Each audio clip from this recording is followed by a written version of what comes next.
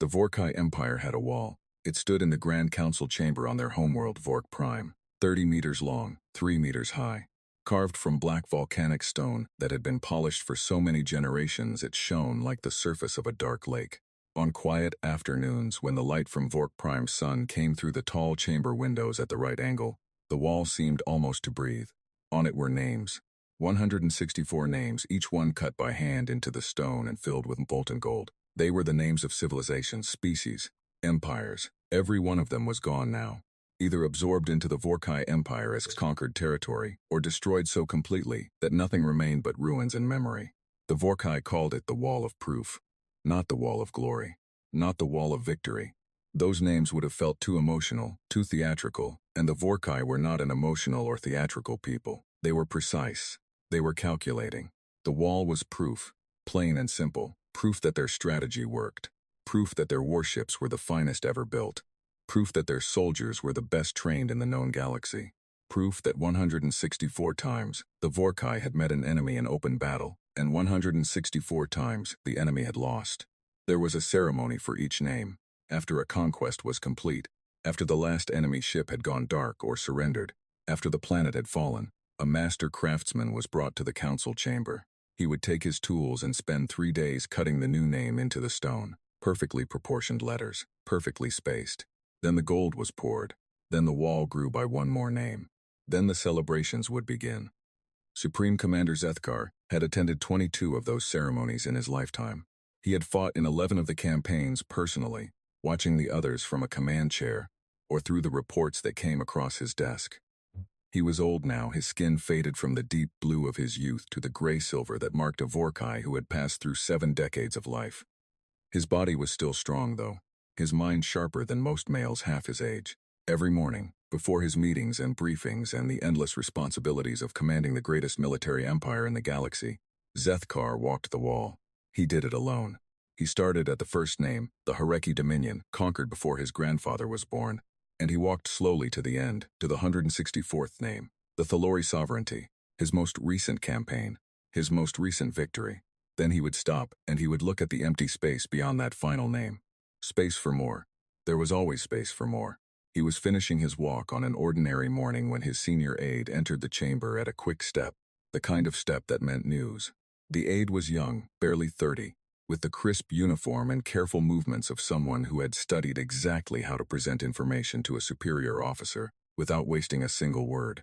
Supreme Commander, the deep survey team from Sector 44 has returned. Zethkar kept looking at the wall. Report. One civilization found single-planet species, calls itself humanity. Their world is called Earth. Third planet from a yellow star approximately 700 light-years from our current outer border. Single planet. Zethkar turned. They have not colonized beyond their own star system. They have a very small number of research outposts on their neighboring planets. Nothing that could be called a military presence. No colonies. Their entire civilization exists on one world, Supreme Commander. Zethkar was quiet for a moment. What are their weapons? Chemical propellant projectile weapons, primarily. Early-stage directed energy weapons, still in development. Missiles of limited range. Their warships are small. Our analysts say their largest warship is about the size of one of our standard supply carriers. Nothing larger. Nothing with faster-than-light capability, though they appear to be researching it. Population? Approximately 8 billion. A pause. Then Zethkar made the low rumbling sound that was the Vorkai equivalent of a laugh. He turned back to the wall, found the empty gold space beyond the 164th name and stared at it. Show me, he said. The aide produced a datapad and activated its holographic display. Images bloomed in the air. A blue and green world wrapped in white cloud, beautiful from orbit in the way that worlds rich with water often were. Thin metal ships floating in orbit like toys.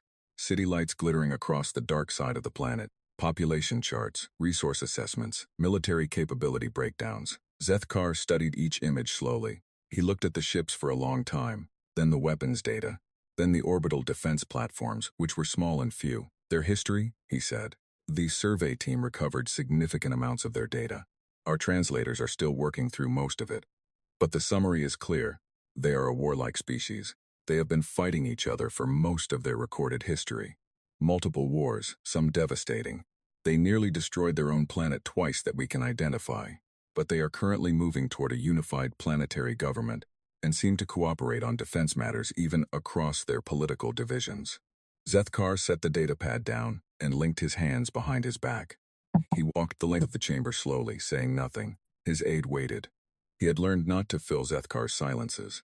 A warlike species that cannot leave their own system, Zethkar finally said. A species that has spent centuries perfecting the art of killing each other, and has nothing bigger than a supply carrier for a warship. He stopped. This would be the easiest campaign we have ever run. Our analysts estimate 3 to 7 days from first contact to full surrender, Supreme Commander. And they call that estimate generous. Very much so. Zethkar looked at the wall one more time. At the 1 in 64 gold names. At the empty space waiting. Call the council, he said. We will formalize this and assign a fleet commander. The council met 3 days later. 17 senior members of the Vorkai military and political leadership, seated around the long table in the chamber. Zethkar stood at the head of the table and presented the survey data himself, which was unusual. Normally that was a task for junior staff. But this was the 165th campaign. He wanted to look at the council's faces when they understood what they were dealing with. He was not disappointed. By the time the presentation finished, several of the council members were already smiling. Fleet Councilor Marin, the oldest member of the council, had fought in 9 campaigns. He looked at the image of Earth, hanging in holographic display above the table, at its small ships and its limited weapons, and he said what several were thinking. We are sending a full fleet for this. We are, Zethkar said. Supreme Commander, with respect, a battle group of 10 ships would accomplish this in the same time. Why allocate 40 warships to a civilization that cannot threaten us? Because they are unknown, and the unknown is the only thing that has ever hurt us. The chamber was quiet. The older council members nodded. The younger ones listened carefully, understanding that they were being taught something. Fleet Councilor Marin said nothing more. The vote was unanimous. A full battle fleet of 40 warships would be dispatched to the human solar system. Fleet Commander Drath was assigned command. The finest active fleet commander the Vorkai had. Winner of 4 campaigns without the loss of a single ship to enemy fire. Some people thought assigning Drath to such a small mission was excessive. Zethkar thought it was appropriate. The 165th victory would be recorded for all of Vorkai history. He wanted it handled with complete perfection. The fleet assembled at the staging point over the following 3 weeks. 40 warships, ranging from fast patrol destroyers to 4 heavy dreadnoughts capable of cracking the surface of a moon. Carrier vessels with fighter complement, supply ships, and 6 troop transports carrying a total of 12,000 Vorkai ground soldiers, equipped with the best infantry weapons their empire could produce. Fleet Commander Drath reviewed his force from the observation deck of his flagship, the carrier dreadnought had called Vorkai's Fist. He was a lean male, quiet, with a face that gave nothing away. He had read every report the survey team filed on Earth. He had read the translated portions of human history. He had studied their ships and their weapons, and their military doctrine in as much detail as the survey data allowed. Then he had set it all aside and written his battle plan in 4 pages, because that was all it required. He walked his captains one by one through the plan. Most of them had the professional calm of experienced officers. A few of the younger captains had a harder time hiding how they felt, which was that this was not a mission requiring much planning at all. One of his captains, a young male named Sirach, who was on his first campaign, said it plainly. Fleet Commander, their ships cannot survive one engagement with even our lightest destroyer. Their weapons cannot penetrate our hull plating. Their orbital stations are not designed for combat. By any measure, this is. Complete the thought carefully, Drath said. Sarek considered. A formality, sir. Drath looked at him for a moment. Do you know why the Vorkai have never lost a campaign? Our superior technology and because we do not treat any campaign as a formality. Drath's voice was flat and even, not angry, just certain. Every enemy we have ever fought believed they had something worth fighting for. Every species we have ever encountered surprised us in at least one way we did not expect. You will treat these humans as a capable enemy until they are defeated, and their surrender is in my hand. Then you may call it a formality. Captain Sirach straightened. Yes, Fleet Commander. After the captains were dismissed, Drath stood alone on the observation deck and looked out at his fleet. 40 ships hanging against the stars, quiet and vast, their running lights blinking in the dark. He thought about the human history files, the wars, the way they described their own wars, with horror sometimes, but also with a strange pride. The way they wrote about the ones who kept fighting when everything said they should have stopped. The way they celebrated people who refused to give up even when giving up was the logical choice. Stubborn, he thought, They are a stubborn species. Stubbornness was not a weapon. He reminded himself of that. All ships report ready, Fleet Commander, his communications officer said over his earpiece. Drath turned from the window and walked to his command chair. He settled into it, pulled up the navigation display, and confirmed the course plot to the human solar system. 17 days. All ships begin transit sequence, he said. The 40 warships of the Vorkai battle fleet began to move. Slowly at first, their massive drives building power, then faster, falling into the precise formation that Drath's battle plan required. They moved with the quiet confidence of something that had done this before. Many times. Something that had never lost. Behind them, on Vork Prime, the wall of proof stood in the Grand Council chamber, its 164 names gleaming. Space at the end, waiting. In the solar system 700 light-years away, a blue-green planet turned in the light of a yellow sun. Its ocean shimmered. Its cloud cover shifted. Its city lights blinked on as the dark side turned into evening. It had no idea. Or at least, that was what the Vorkai believed. 17 days away, something was moving through the dark of space, and it was very sure of itself. The signal reached Earth 14 days after the Vorkai fleet left their staging point. It came in on a frequency that no human-built receiver had ever picked up before. It came from far out in deep space, past the edge of the solar system, past the listening posts humanity had placed on the outer planets, past every sensor array that Earth's defense network had built in the last 40 years. It was faint at first, just a ghost signal that the automated systems flagged as unusual. Within 3 hours, the signal was strong enough to analyze. Within 5 hours, it was clear that it was not coming from any known human installation. Within 8 hours, the Deep Space Array at Lunar Station 7 had triangulated its source and confirmed what the senior analysts in the Defense Coordination Center in Geneva already suspected. The signal was coming from outside the solar system, and it was moving toward them. Defense Director Elena Vasquez was in the middle of a budget meeting when her deputy appeared at the door of the conference room with an expression she had learned to read over 15 years of working with him. That expression meant everything else could wait. She excused herself and followed him into the corridor. He handed her a tablet. She read it once, quickly. Then she read it again, slowly. Then she handed it back and stood very still for a moment with her eyes focused on nothing.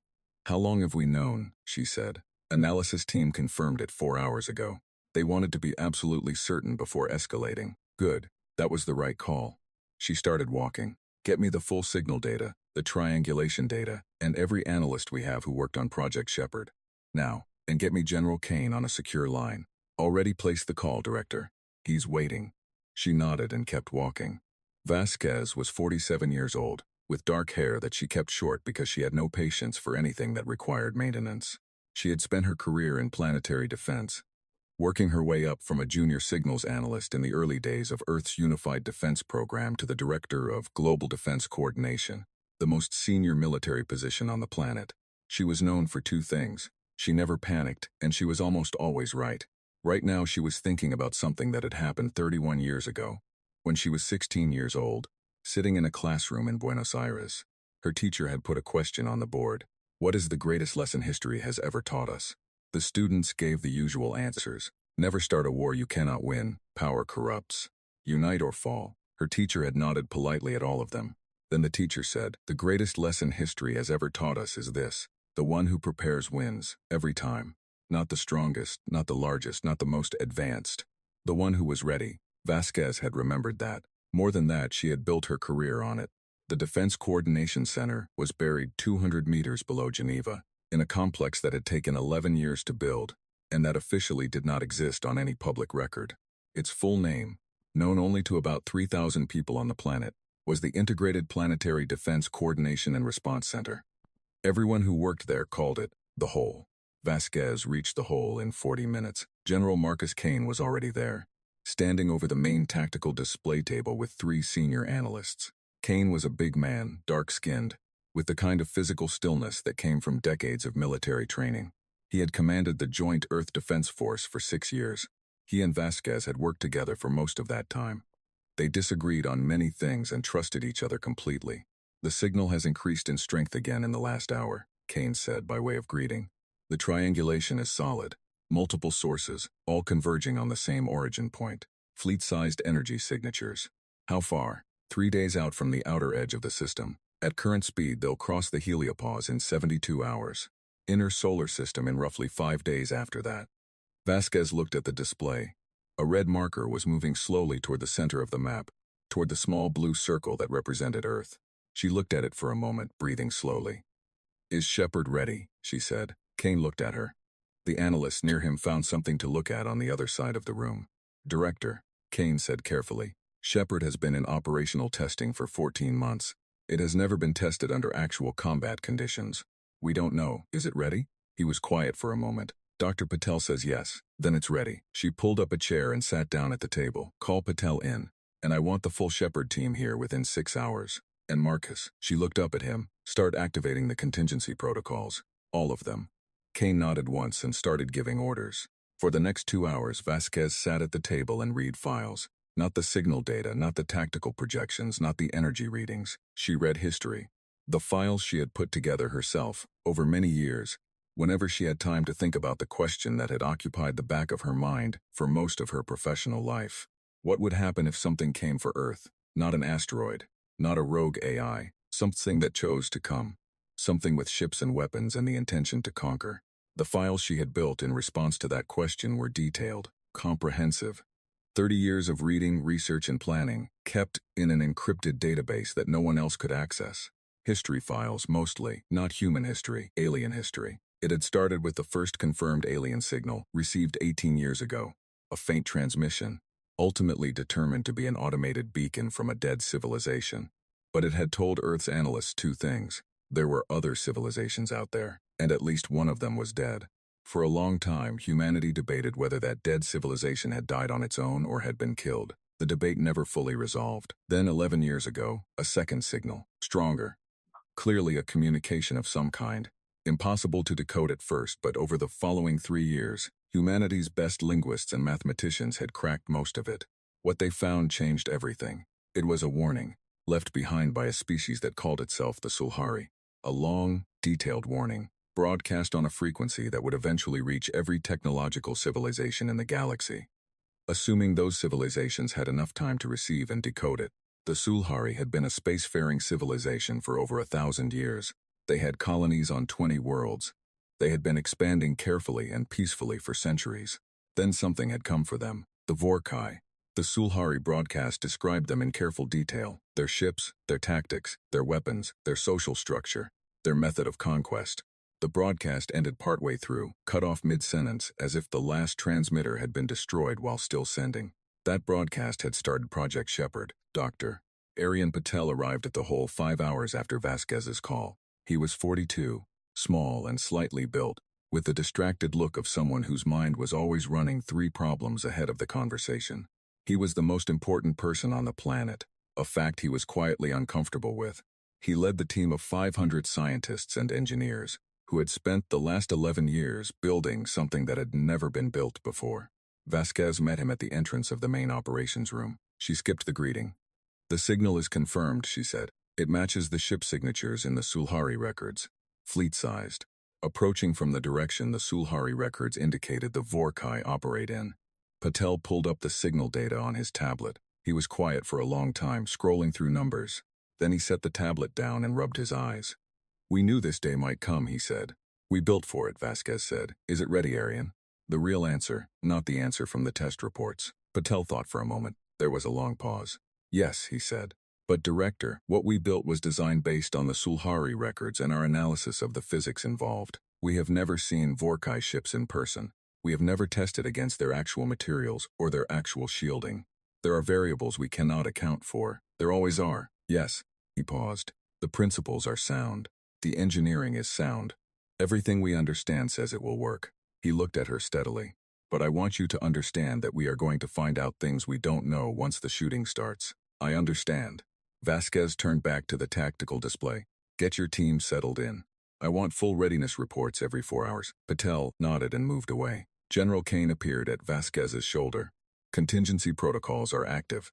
We've begun the quiet evacuations from the most exposed surface positions. Public messaging protocols are ready to go when you give the order." "Not yet," Vasquez said. "I want to wait until we have a clearer read on their approach and intentions. The last thing we need is 8 billion people in full panic before we know what we're dealing with." Kane accepted this. He had learned not to argue with Vasquez's pacing. She was almost always right about timing. Over the next 48 hours, the hole became the nerve center of everything. The signal from the approaching fleet grew stronger by the hour.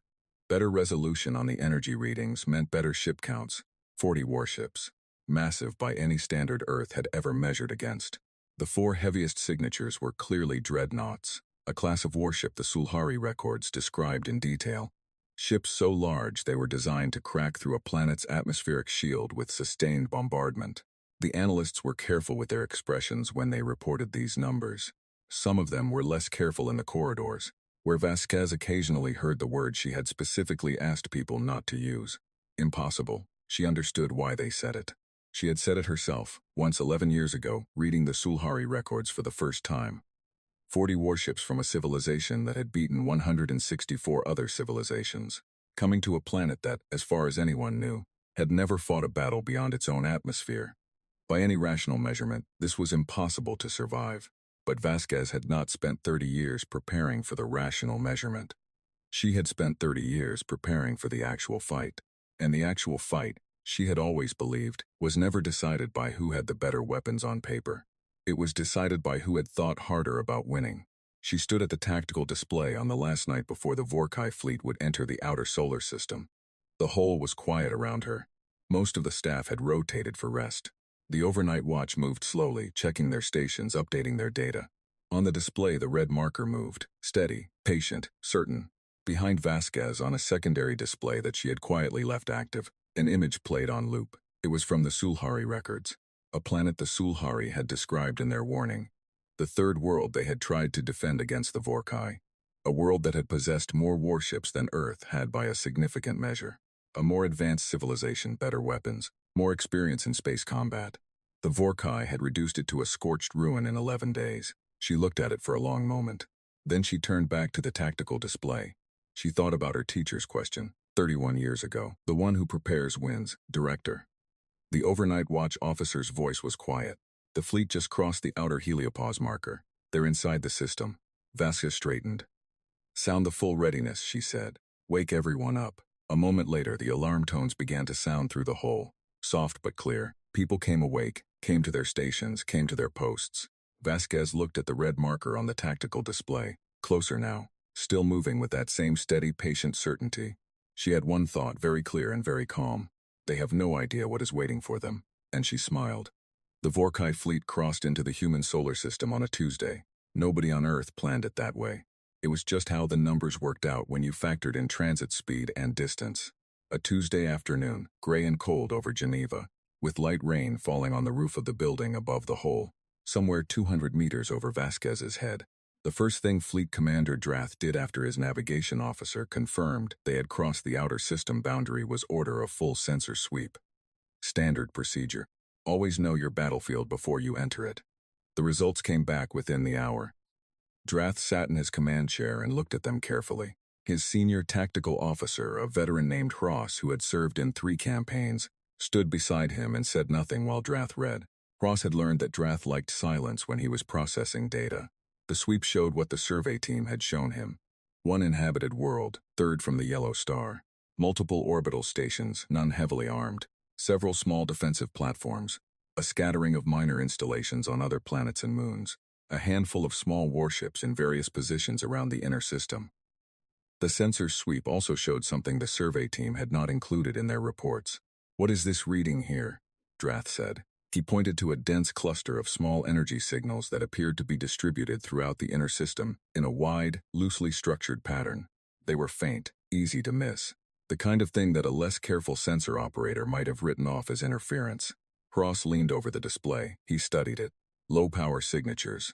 Very small individual sources, widely spaced. He ran the data through the analysis system for a moment. Could be debris, meteoroid material. Some of those signals look similar to the interference patterns we get in asteroid belts. Are there asteroids in that region? No significant concentration, sir. Drath looked at the readings for another moment. Then he looked up at the main viewport. The solar system was spread out before him, unimaginably vast, the yellow star bright at its center. Flag it, he said. Monitor those readings as we advance. I want to know if they change. Yes, Fleet Commander. Hross flagged the readings. The data analyst team was notified. They would watch it. Then Drath gave the order to begin the advance toward the inner system, and the fleet moved. and the flagged readings remained in the back of his mind the way small things sometimes did. Present but unurgent, like a pebble in a boot that was not quite sharp enough to demand immediate attention. He had a surrender demand to deliver. In the whole, the moment the Vorkai fleet began its inter-system advance, every display in the main operations room updated simultaneously. Vasquez was standing at the tactical table. Kane was beside her. Patel was 3 stations away, running calculations on a separate screen. The room was full, every seat occupied, every station manned. "They're moving," the tracking officer said. It was unnecessary. Everyone could see it on the displays, but people say obvious things when they are nervous. "How long to weapons range of the inner system defenses?" Kane said. "At their current speed, approximately 11 hours. Vasquez nodded. "Any communications from them?" Not yet. She had expected this. The Sulhari records described the Vorkai communication protocol in detail. They would advance to a position they considered optimal. Close enough to be visually imposing. Far enough to be out of immediate range of any defensive response. And then they would send their message. A demand. Short, blunt, surrender or be destroyed. The Sulhari had tried to negotiate. The Vorkai had given them 48 hours and then attacked. The second species in the records, the Dreth Collective, had tried stalling. Same result, different timing, same outcome. Vasquez had no intention of surrendering and no intention of negotiating. But she also had no intention of responding to the surrender demand in a way that would provoke an immediate attack before she was ready. She had a very specific response already written. It was not a surrender, and it was not defiant. It was carefully, precisely calibrated. 7 hours into the Vorkai advance, the communication came. It arrived on a broad-spectrum broadcast that hit every receiver in the solar system simultaneously. The signal was accompanied by a translation key. The Vorkai had done their homework with the survey data and translated their message into the most common human language, English, which meant their linguistics team was competent and their survey had been thorough. The message was read aloud by the communications officer in the hole. Her voice was flat and professional, which was exactly right. "To the inhabitants of the planet designated Earth, you are addressed by Fleet Commander Drath of the Vorkai Empire. The Vorkai Empire controls 164 star systems and their associated worlds. Your civilization has been assessed and found to be within the expansion boundaries of the Empire. You are offered one choice: surrender your world peacefully and accept integration into the Vorkai Empire, or refuse and face the total destruction of your military capability and the occupation of your world by force. You have 12 of your planetary rotations to respond. Refusal to respond will be treated as refusal to surrender." Silence in the hole. Then, from somewhere in the back of the room, one person started to laugh. It was a short, involuntary sound, quickly suppressed. Vasquez did not look to see who it was. She understood the impulse completely. She had already read the pre-approved response that the full Planetary Council had signed off on 2 days ago. In the event that the fleet arrived and issued exactly this message. She had written it herself. "Send the reply," she said. The communications officer sent it. Across the solar system, in the command deck of the Vorkai's Fist, Fleet Commander Drath received the human response 11 minutes after the message was delivered. He read it on his personal display without expression. Then he read it again. It said, "Fleet Commander Drath, your message has been received. We understand what you are offering. We request an additional 24 hours to formally consult with our planetary governing bodies before providing a complete response. Our preliminary position is that we do not intend to surrender. We ask that you hold your current position during this period. We also note that we are aware of your record of 164 victories. We have no doubt that you are an extremely capable military force. We wish to communicate to you, with respect, that this situation may be different from those you have encountered before. We ask that you consider this carefully during the 24-hour period we have requested." Drath read it twice. Then he handed the pad to Ross. Ross read it. He frowned slightly. "Their language software is accurate.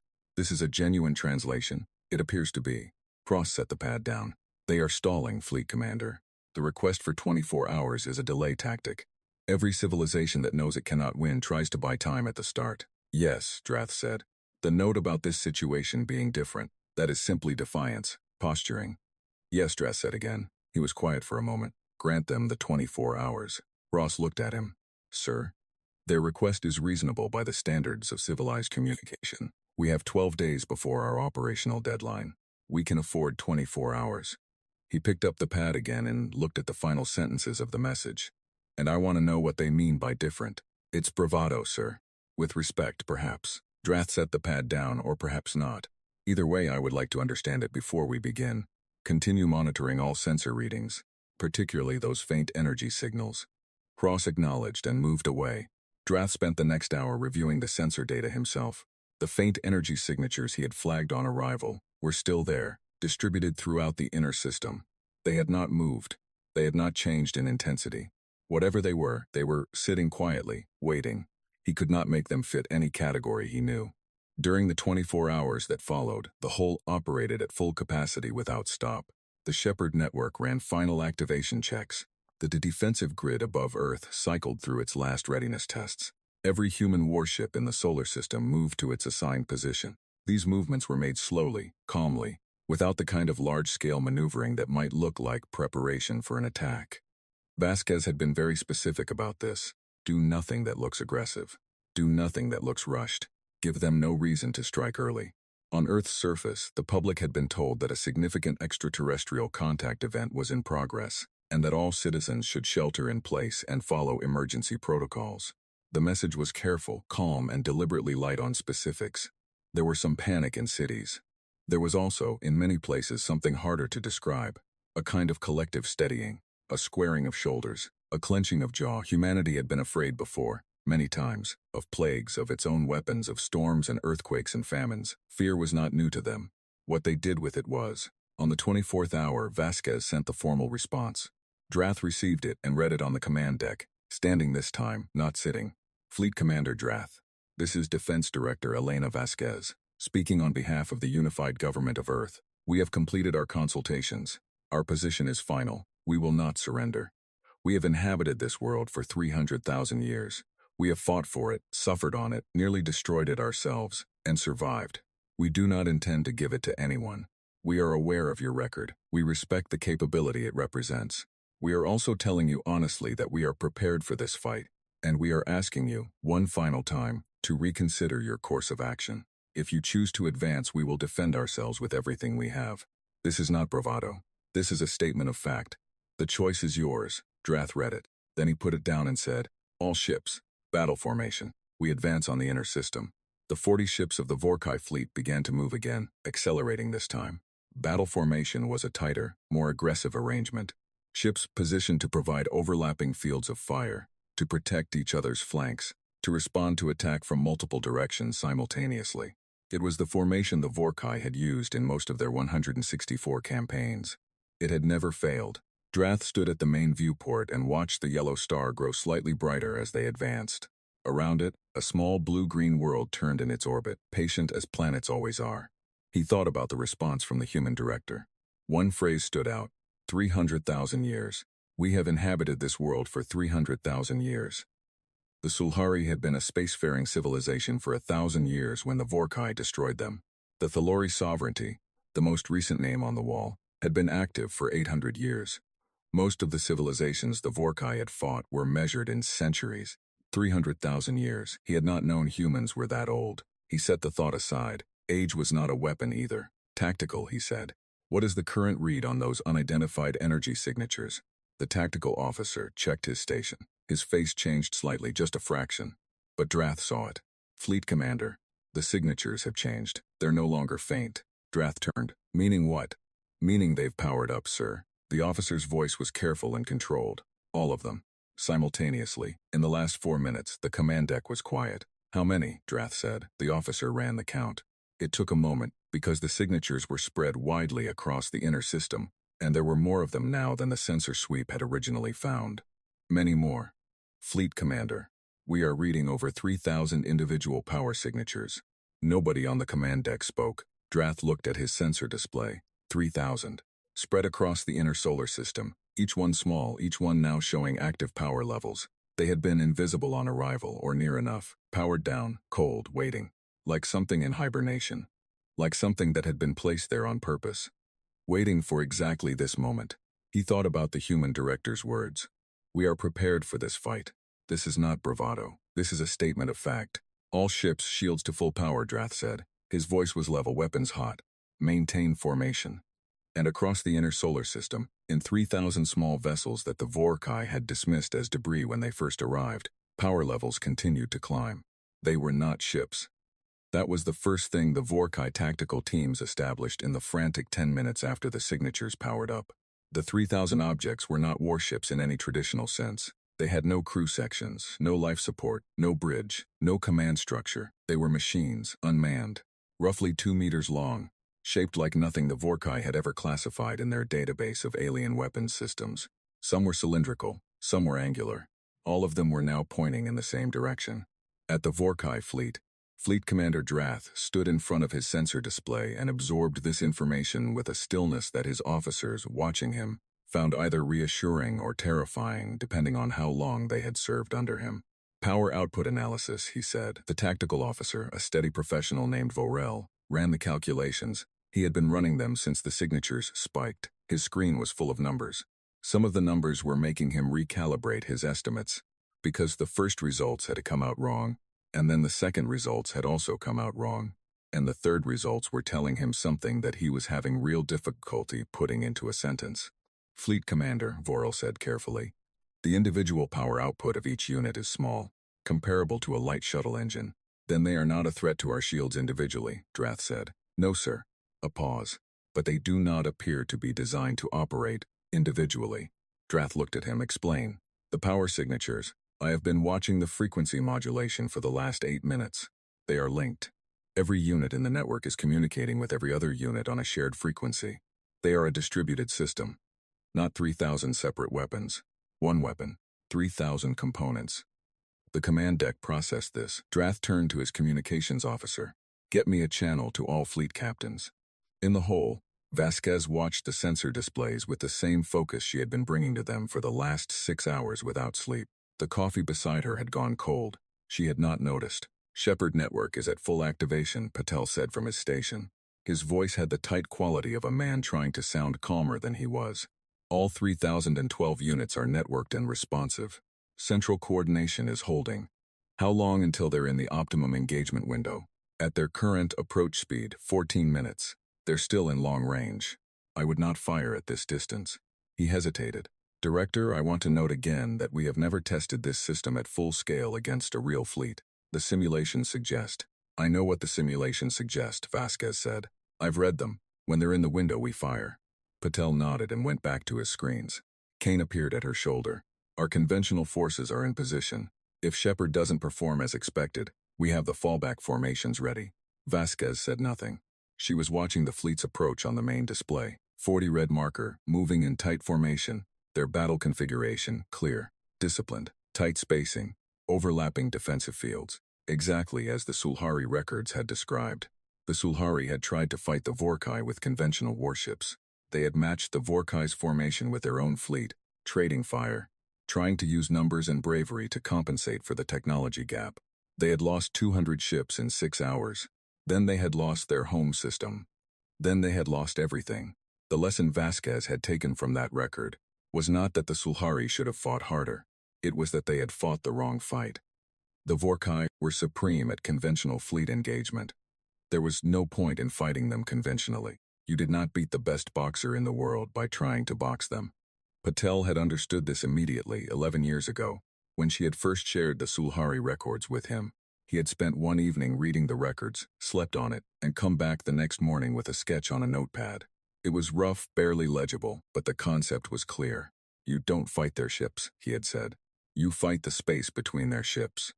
11 years later, that notepad sketch was the most expensive weapons project in human history, and it was about to be tested.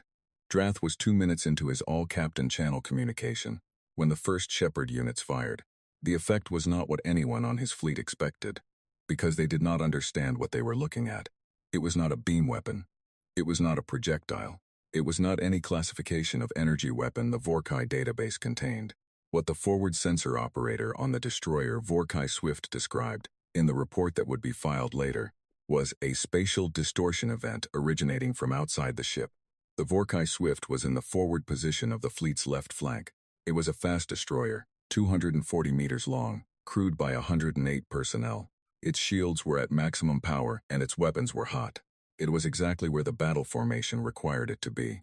It ceased to exist at 14:32 Geneva time on a Tuesday afternoon. Not destroyed in the traditional sense. Not blown apart by an explosion. leaving debris and energy signatures for the sensors to track. The Vorkay Swift's hull, all 240 meters of it, simply stopped being present in its location and did not appear anywhere else that sensors could find. Gone. The fleet's sensor network registered its disappearance as a glitch for 0.3 seconds. Then the computers caught up and redesignated the contact as destroyed. Drath was still on the all-captain channel when it happened. He saw the Swift's signal vanish on his tactical display, a ship that had been in his fleet for 3 years, crewed by people he had personally reviewed. There one moment and not there the next. Swift report, his communications officer said. Procedure. Even when you already knew. No response. Weapons signatures, Drath said. Nothing we can classify, Fleet Commander. There was a spatial anomaly reading at the Swift's position approximately 0.4 seconds before its signal was lost. We have no category for the reading. Drath kept his voice even. All ships evasive, maintain formation integrity. Sensor teams, full analysis of the anomaly reading now. The fleet began its evasive maneuver. It was a good maneuver, precise, disciplined. The kind of response that took years of training and experience to execute at fleet scale without losing formation integrity. The Vorkay were very good at it. It did not help. The second disappearance happened 40 seconds later. The dreadnought Unbroken Fist, 1,200 meters long, 600 crew, 4 massive main batteries capable of stripping the atmosphere from a small moon. There one moment, not there the next. No debris, no explosion, no final message from the crew, no wreckage tumbling away from the point of impact.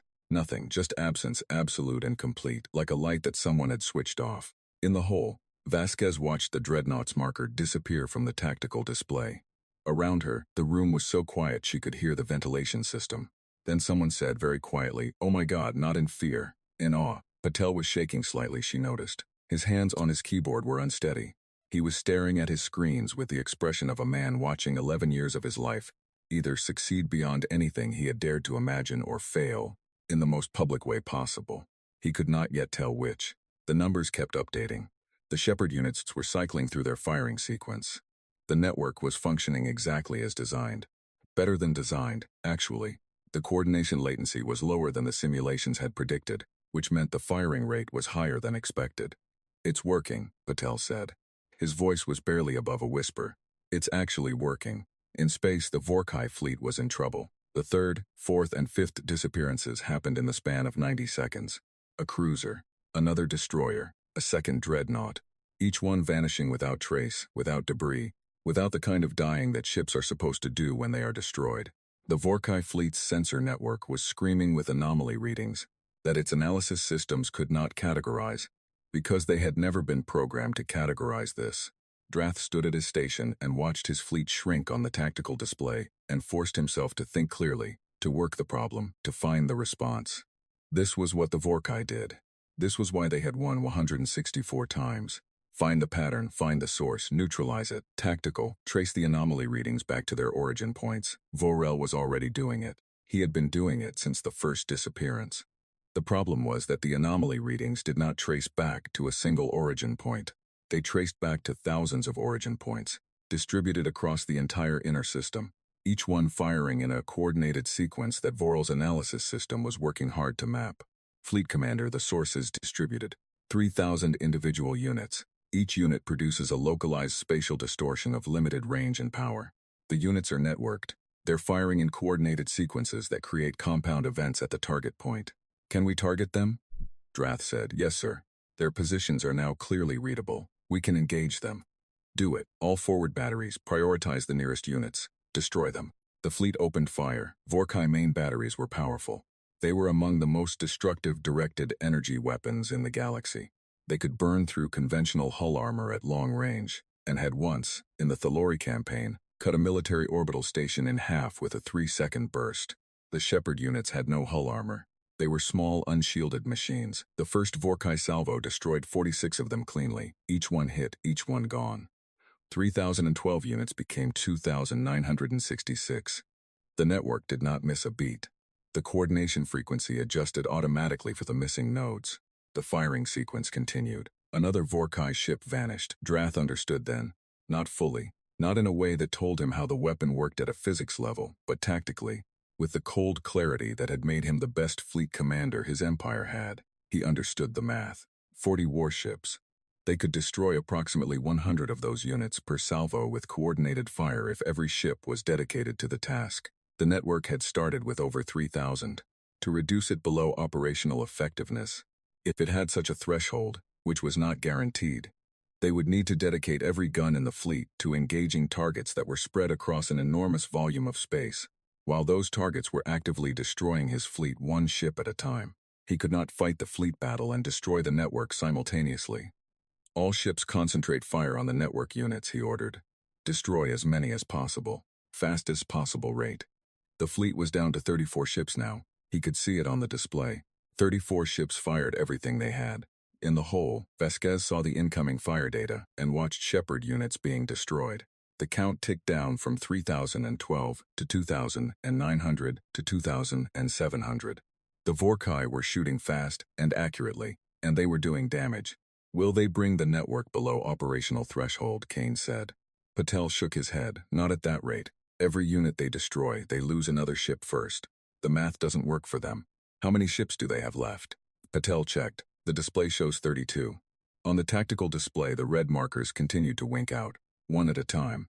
The pace was not fast, but it was relentless. Every 40 to 60 seconds, another ship ceased to exist. No wreckage, no emergency signals, no escape pods broadcasting their positions. Nothing remained of the ships the Shepard network was taking. That was the point. That was the physics of it. Patel had not told anyone, even Vasquez, the full detail of what the Shepard units actually did. Not because it was classified, though it was. Because he was not certain that anyone would have approved the project if they fully understood. The Shepard units did not destroy ships.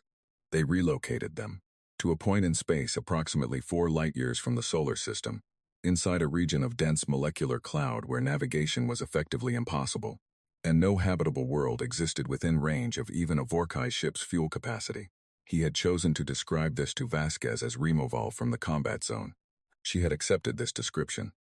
He watched the red markers disappear and thought about what it meant to be a crew member on one of those ships. One moment in a solar system, in a battle, knowing where you were. The next moment, somewhere else, alone in the dark, surrounded by gas cloud, with no way to know where home was. He was not sure whether that was more merciful or less merciful than being destroyed. He had decided not to think about it too hard and had gone back to the engineering. On the Vorkai's fist, Drath was down to a fleet of 20 ships. His communications officer had been trying to reach Vork Prime for the last 40 minutes. The message would take time to travel, but he needed to send it. Fleet Command needed to know what was happening here. What kind of weapon they were facing. The physics readings his sensor team had gathered, incomplete and baffling as they were, needed to reach people who could analyze them properly. He had also sent a personal message to Supreme Commander Zeth Kar. It was short. He had not known how to make it longer. Supreme Commander, we are facing a weapon without precedent. It leaves no wreckage. I do not understand its function. We have destroyed approximately 400 of their network units. They have more than 2,000 remaining, and the rate of attrition is not sufficient. I am going to attempt a retreat and regroup. I believe we need more ships and better information. 23 ships lost. No debris, no remains. Fleet Commander Drath, he sent the message and turned back to his tactical display. 18 ships now. The Shepard units were still firing. Still coordinated. Still relentless. Fleet Commander, Ross said quietly. He had been standing beside Drath's station for the last hour. Should we begin a retreat maneuver? Drath looked at his fleet. 18 ships. 47 minutes ago he had had 40. The network still had over 2,000 units operational. His gunners were destroying them as fast as they could, but it was not enough and everyone on the command deck knew it. He looked at the blue-green planet on the long-range display. Turning. Quiet. He thought about the human director's message. This situation may be different from those you have encountered before. Not bravado. A statement of fact. Yes, he said. All ships begin a retreat maneuver. Full drive power. We are leaving the system. It was the first time in 4 campaigns in his entire career that Drath had said those words. The retreat order went out at 16:04 Geneva time. The 18 remaining ships of the Vorkai fleet turned, drives at full power, forming up as best they could, pulling away from the inner system and toward the outer edge of the solar system, and whatever lay beyond it. The maneuver was clean, disciplined. Even now, with less than half the fleet remaining, the Vorkai executed a battle withdrawal the way they did everything else, with precision and control. Drath watched the inner system fall behind on his rear sensor display. The planet, the orbital stations, the network. He watched it all recede as his fleet built speed, and for a brief moment something in his chest loosened slightly. They were moving. They were getting out. They still had 18 ships. The retreat was working. Then the sensor officer said, "Fleet Commander, the network units are moving." He turned. "Moving where?" "They're repositioning." The officer's voice was very careful. "Ahead of us. They're spreading into an intercept pattern." Drath looked at the tactical display. He saw it. The network units, those small, unmanned, relentless machines, were not just sitting in the inner system waiting for the Vorkai to come to them. They were mobile. They could pursue. Of course, they could. Of course they could. He looked at the numbers. How many network units had his fleet destroyed during the battle? Over 400. The network had started with just over 3,000. That left roughly 2,600 operational units. And they were now spreading out ahead of his retreating fleet in a pattern that was going to cut off the escape route. "Can we go around them?" he said. The tactical officer ran the calculations. It took 30 seconds. 30 seconds in which nobody on the command deck spoke. "No, Fleet Commander. Their repositioning speed is sufficient to keep the intercept pattern ahead of us, regardless of heading changes at our current drive output. To outrun the repositioning, we would need to increase drive power beyond safe operational limits." "Increase drive power anyway," Drath said. The engineer's report came back in 2 minutes. They could push the drives to 120% of rated output. It would risk drive failure. It might work. It did not work. The network units were faster at their repositioning speed than the fleet was at 120% drive power. The intercept pattern held and tightened as the Vorkai ships pushed harder. Every heading change the fleet made was matched. They were not being allowed to leave. In the hole, Vasquez watched the retreat attempt on the tactical display with her arms folded and her expression blank. "They're trying to run," Kane said. "I know. Do we let them?" Vasquez was quiet for a moment. This was the question she had thought about more than any other in the 11 years of building Shepard. Not the technical questions. Not the physics. Not the engineering. This question. Do we let them run? If she let them run, they went back to Vork Prime with sensor data. With information about what they had faced. With the knowledge that Earth had something that could defeat their fleet. They would come back. They would come back with more ships, better prepared, having analyzed whatever fragments of information their sensors had gathered. They had a wall with 164 names on it. They would not accept the loss of a single campaign without response. If she did not let them run, no information went back. No sensor data, no battle reports. No returning ships to tell the story of what had happened here. The Vorkai Empire would send a fleet to Earth, and that fleet would not come back. And no one in the galaxy would know why. That was a different message. She had thought about it for 11 years. "No," she said, "we don't let them run." Patel heard her from his station. He did not say anything. He turned back to his screens and made the adjustments to the network's targeting parameters that the order required.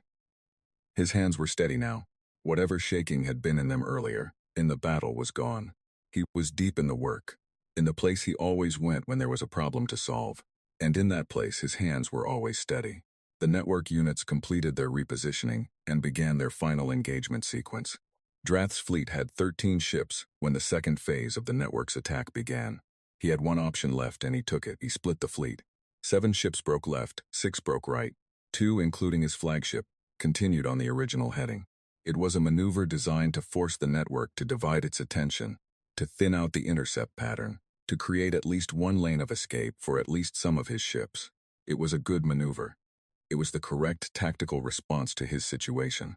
3 of the 7 ships on the left vector disappeared before they had traveled 2 minutes on the new heading. 2 of the 6 ships on the right vector disappeared in the same interval. The network did not thin. The network did not choose a direction and commit to it and leave the others uncovered. It adapted. Instantly. Every change in the Vorkai formation was met with a coordinated redistribution of the network units that maintained coverage across all vectors simultaneously. 11 ships, then 9, then 6. Then the Vorkai's Fist Fleet Commander Drath's flagship was alone. He did not know what had happened to the other ships because their signals had simply vanished. The same way every other ship in the fleet had vanished, one by one. No last messages. No distress signals, no debris, just gone. Drath stood on his command deck and looked at his tactical display. 1 ship, 1 red marker, alone in the outer reaches of the solar system. Around it, the network units were repositioning for what was clearly a final engagement sequence. He thought about many things in the next few moments. He thought about Vork Prime and the wall and the 164 gold names. He thought about his captains and their crews and where they might be now, if anywhere. He thought about the human director's message, which he had read and reread many times since it arrived, and which he understood now in a way that he had not understood when he first received it. 300,000 years. He thought about what a species looked like after 300,000 years of surviving. After all the wars and plagues and disasters they had clearly lived through, because they were still here. After watching civilizations around them die off in the records. After receiving a warning from the Sulhari, maybe, in the same way they had received warnings the Vorkai had never seen. After 11 years or more, maybe much more, of building something specifically for this, not for glory, not for expansion, because something was coming for them and they intended to still be here when it arrived. He sent one final message to Vork Prime. It was short. Supreme Commander. 18 ships cannot retreat. Network has containment capability. All ships lost except flagship. I do not expect to report again. Recommend no further engagement with this species until the nature of their weapon is fully understood, if understanding is possible. They were ready. They have always been ready. Drath. He sent it. Then he stood up straight and folded his hands behind his back and waited. The Vorkai's fist disappeared at 1751 Geneva time. In the hole, the last red marker winked out of the tactical display. The room went completely silent. Vasquez stood at the table and looked at the display. Where there had been 40 markers representing the greatest fleet the Vorkai Empire had sent on a campaign in 20 years, there was now nothing. Empty space. The solar system looked exactly as it had looked that morning, except that the Shepherd units were now beginning their long, slow repositioning back to their dormant positions throughout the inner system. 31 seconds of silence, then someone at the back of the room started to clap. Slowly. One person, then two, then 10, then all of them, the entire whole. 240 people on duty in that room at that moment, standing up and clapping until the sound filled the chamber and bounced off the walls. Some of them were crying, some were laughing, some were doing both at the same time, which is the thing humans do when the emotion is too big to fit in any one shape. Vasquez did not clap. She stood at the table with her arms folded and looked at the clean display. Not because she was not moved, because she was thinking. Kane put a hand on her shoulder briefly. That was enough. Patel was still at his station, running numbers. He would be running numbers for hours, she knew, assessing the network's performance, identifying what had worked exactly as planned, and what had worked better or worse than expected. He would produce a report that was thorough and precise, and would be classified for many decades. She would read every word of it. What's the status of the conventional forces? She said when the applause had settled. No engagements, Kane said. The network handled the entire battle. Our warships never fired a shot. Good. She was quiet for a moment. What about the other species out there? The ones who are watching? This was the other half of the question she had spent years thinking about. Earth was not alone in the galaxy. The Sulhari's warning had made that clear, and the survey drone signals had confirmed it over the years. There were other civilizations. Some of them had been watching this solar system, she suspected, since the Vorkai fleet set out. Word traveled among the species who had reason to fear the Vorkai. Some of those species had reached out tentatively, carefully through years of intercepted signals and careful back-channel contacts, to see if Earth was aware of its situation.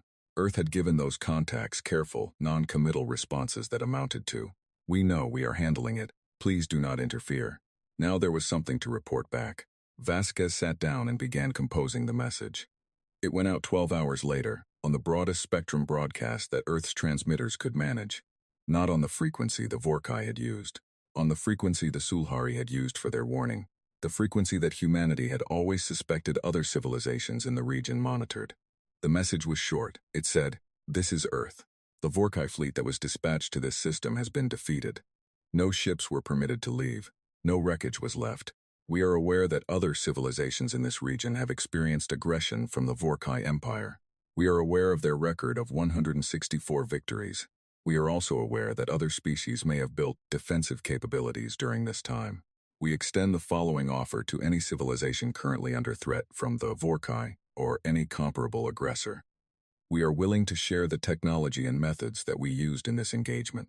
We ask for nothing in return except that you use what we share to defend your own people, not to become the next aggressor. We are not interested in empire. We are not interested in expanding our territory. We are interested in making the galaxy a harder place to bully. Earth, out." Vasquez reviewed the message twice before sending it. Kane had suggested making it longer. Patel had suggested making it more technically precise.